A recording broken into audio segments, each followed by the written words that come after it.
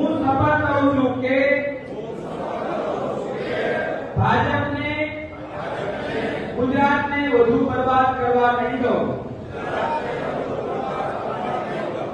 હું શપથ લઉં છું કે આવનારી કોઈ પણ ચૂંટણીમાં ભાજપને મત નહીં આપીશ. હું શપથ લઉં છું કે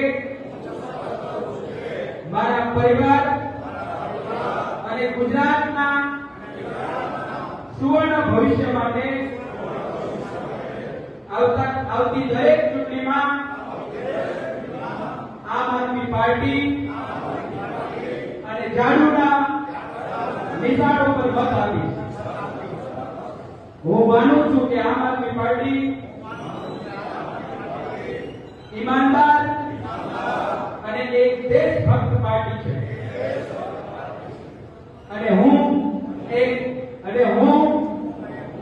એક ઈમાનદાર અને દેશભક્ત પાર્ટીનો સિપાહી છું.